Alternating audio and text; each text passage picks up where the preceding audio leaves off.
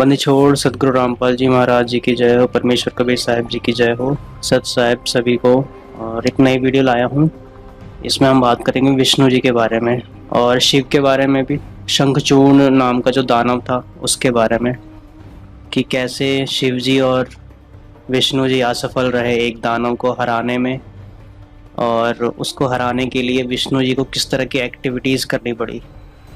तो जो लोग विष्णु को अपना सुप्रीम गॉड मानते हैं, कृष्ण को सुप्रीम गॉड मानते हैं, तो शायद उनकी आंखें खुल जाएंगी इस चीज़ को देखने के बाद कि उनके भगवान एक दानव को मारने के लिए किस तरह की एक्टिविटीज़ कर रहे हैं।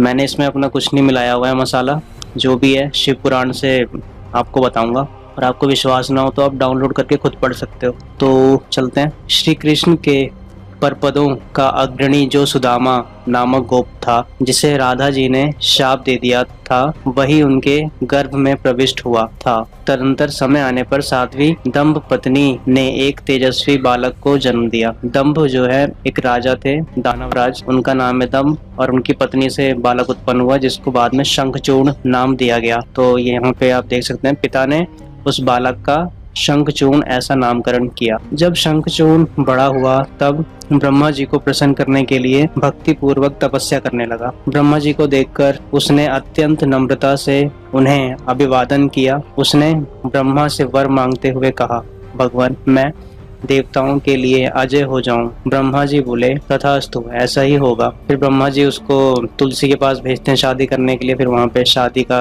है ये सब चीजें। उसके बाद फिर वो सब पे आक्रमण करता है, देवताओं पे। उसके बारे में बताया गया है। हम सीधा उसकी मृत्यु पे आते हैं कि उसको मृत्यु के लिए क्या क्या पापड़ बेलने पड़े शिव और विष्णु को।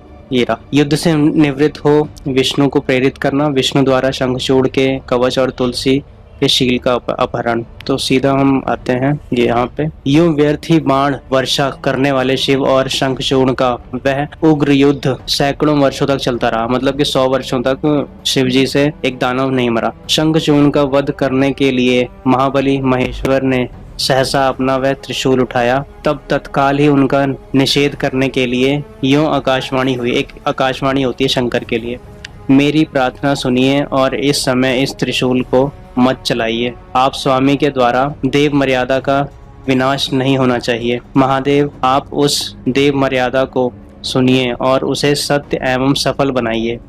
जब तक इस शंखचूर्ण के हाथों में श्रीहरि का परम उग्र कवच वर्तमान रहेगा और इसकी पतिव्रता पत्नी का सतीत्व अखंडित रहेगा, तब तक इस पर जरा और मृत्यु अपना प्रभाव नहीं डाल सकेंगे। फिर तो शिव जी की इच्छा से विष्णु वहां से चल पड़े। वे तो मायावियों में भी श्रेष्ठ मायावी ठहरे। विष्णु जी को बता रहे हैं कि वो मायावियों में से भी सबसे श्रेष्ठ है। तो ये आकाशवाणी किसने की? इसमें पुराण में इसके बारे में कहीं नहीं लिखा कि आकाशवाणी किसकी थी। तो चलिए आपको बताते हैं ये आकाशवाणी किसकी थी। तो ये जितनी भी पूरी स्टोरी होती है सतयुग से लेकर कलयुग तक की सारी स्क्रिप्ट पहले से इनके पिताजी ने बना के रखी हुई है। काल भगवान ने, ज्योति निरंजन भी कहते हैं उसको, वो आकाशवाणी करते रहते हैं और वो अपनी आकाशवाणी के थ्रू इंस्ट्रक्शन देते रहते हैं कि अब आपको क्या करना है, अब आपको क्या करना है। तो जब शिव जी उसको अपने त्रिशूल से मारने चले तब आकाशवाणी कर दी गई कि आप त्रिशूल से मत मारो, जैसा मैंने स्क्रिप्ट लिखी है फिल्म की वैसा ही चलने दो, आप बीच में अपनी टांग मत अड़ाओ, नहीं तो फिल्म खराब हो जाएगी। तो इस तरह से इनकी पूरी फिल्म चलती रहती है सतयुग से लेकर कलयुग तक की। तो ये पूर्ण भगवान नहीं है, इनके ऊपर भी इनके पिताजी कंट्रोलर है, तो ये नियमित कार्य कर सकते हैं जो इनको बताया जाता है। ठीक है, फिर आगे चलते हैं। फिर विष्णु जी क्या करते हैं, एक वृद्ध ब्राह्मण का वेश धारण किया और शंखचूड़ के निकट जाकर उससे यूं कहा। वृद्ध ब्राह्मण बोले, दानवेंद्र, इस समय मैं याचक होकर तुम्हारे पास आया हूँ, तुम मुझे भिक्षा दो। दीन वत्सल, अभी मैं अपने मनोरथ को प्रकट नहीं करूंगा। मेरे मन में क्या है, मैं क्या चाहता हूँ, अभी प्रकट नहीं करूंगा। पहले हाँ में भर लो कि हाँ जो मांगूंगा वो आपको देना पड़ेगा। ठीक है। ब्राह्मण की बात सुनकर शंखचूड़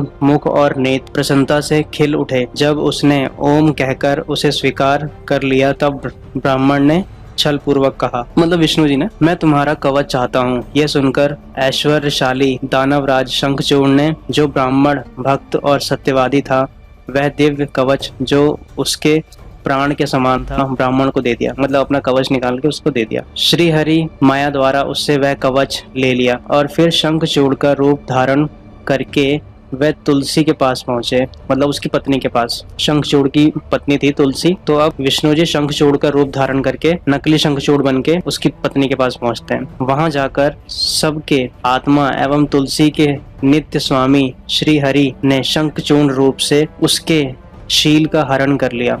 शील का हरण करना आप समझते हो? मैं यहाँ स्क्रीनशॉट डाल देता हूँ, उसको पढ़ लो पहले अच्छे से।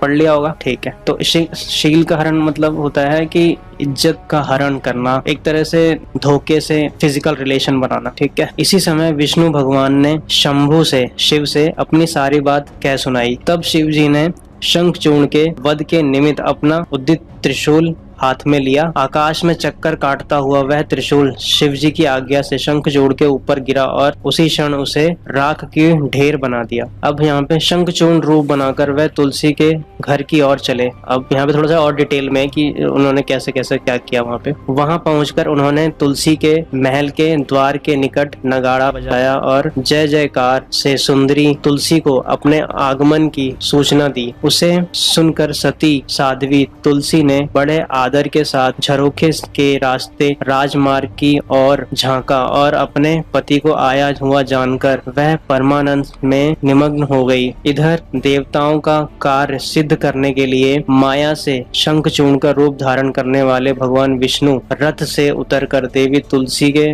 भवन में गए। तुलसी ने पति रूप में आए हुए भगवान का पूजन किया। तुलसी को नहीं पता कि ये विष्णु है। बहुत सी बातें की, तदंतर उनके साथ रमण किया। रमण मतलब होता है रति क्रिया, सेक्स। तो उस साध्वी ने सुख, सामर्थ्य और आकर्षण में व्यतिक्रम देखकर सब पर विचार किया और संदेह उत्पन्न होने पर वह तू कौन है यूं डांटती हुई बोली। अब जब उसको डाउट हुआ तब उसने पूछा कि तू कौन है। तुलसी ने कहा, दुष्ट, मुझे शीघ्र बतला कि माया द्वारा मेरा उपभोग करने वाला तू कौन है। तूने मेरा सतीत्व नष्ट कर दिया, अतः मैं अभी तुझे श्राप दे दूंगी। तो फिर यहाँ पे उसके आगे फिर उसको विष्णु जी को पत्थर बन जाने का, शालिग्राम बन जाने का श्राप देती हैं और फिर विष्णु जी कहते हैं कि आप नदी के रूप में प्रसिद्ध हो जाओगी, सो एंड सो, फिर और आप वैकुंठ में जाके वास करो। सो इस तरह की आगे की स्टोरी है, वो आप पढ़ लेना।